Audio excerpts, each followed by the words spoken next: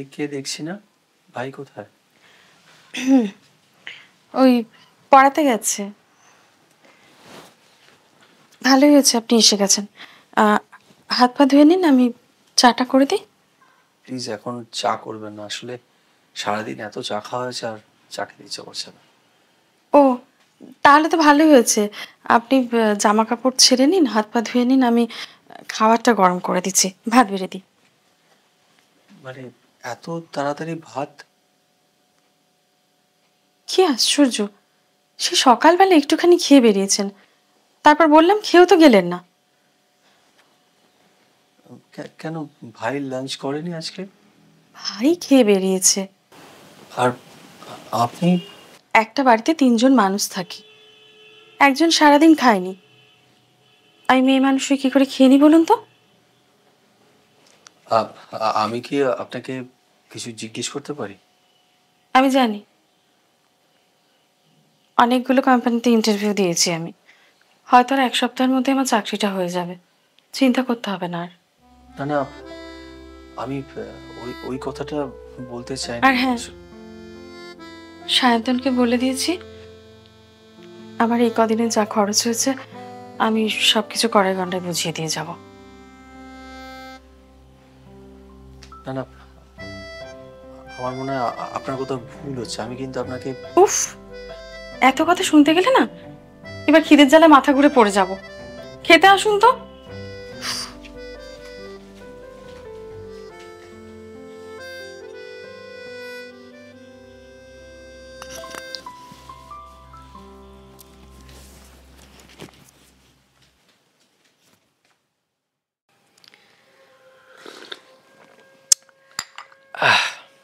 মনামিদি, জানো তো আমার একটা কথা ভেবে খুব অবাক লাগছে, এত কিছুর পরেও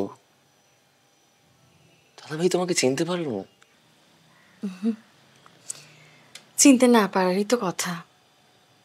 তোমার দাদাভাই যখন স্কুলে পড়তো সারা দিন বইয়ের মধ্যে মুখ গুজে বসে থাকতো, আর কলেজে যখন এলো তখন হয় পড়াশোনা, নালে পার্টি পলিটিক্স নিয়ে মত্ত।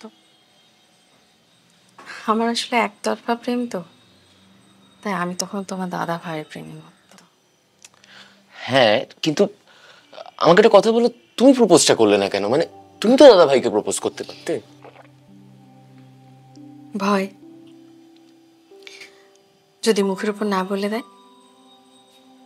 আর আমার কি জানো, না শোনার অভ্যাসটা নেই। হ্যাঁ, কিন্তু এতদিন না বলে লাভটা কি হলো বলো তো তোমার?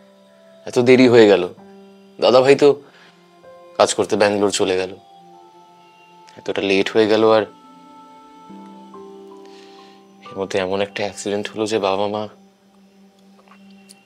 আসলে কপাল, কপাল মানো, কপালে যা লেখা থাকবে তাই হবে।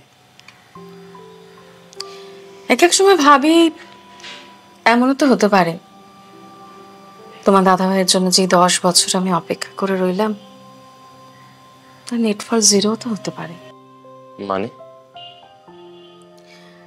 মানে এমন তো হতে পারে যে তোমার দাদা ভাইয়ের আমাকে হয়তো পছন্দই না, বা হয়তো দুজন দুজনকেই মনে মনে পছন্দ করি, কিন্তু কারোরই কাউকে বলে ওঠা হলো না।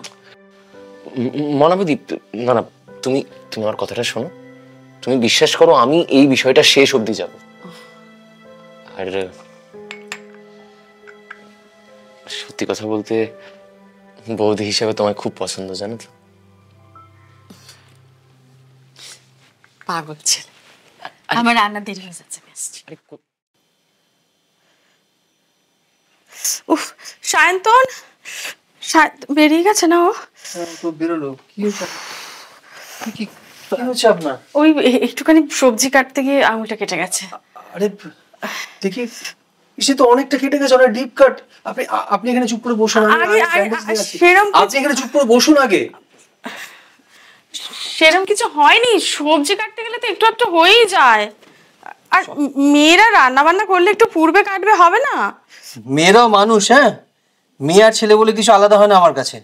কেটে গেলে সেটাকে ভালো করে ইনফেকশন গুলোকে পরিষ্কার করে ব্যান্ডেজ করতে হবে। ওই দেখি, আপনি শুধু শুধু ব্যস্ত হচ্ছেন, এগুলো দরকার ছিল না কিন্তু। এটাতে আপনার ইনফেকশনের চান্সেসটা কমে গেল। আর শুনুন, কটা দিন কিন্তু আপনাকে রান্না করতে হবে না। ও মা, তাহলে খাবেন কি? আচ্ছা, আপনি এই বাড়িতে এসেছেন কদিন হয়েছে বলুন তো? আপনি আসার আগে কি আমরা খেতাম না, রান্না করতাম না? আপনি সব ভালো জানেন, শুধু এই কাঠখোট্টা কথাগুলো বড্ড অসহ্য। বলছি, মাছের মাথার ডাল আর আলু পটলের সবজি করেছি, ওটা তো খাবেন। তখন তো রাগটা ভাঙবে, তাই তো? পুড়ে যাচ্ছে।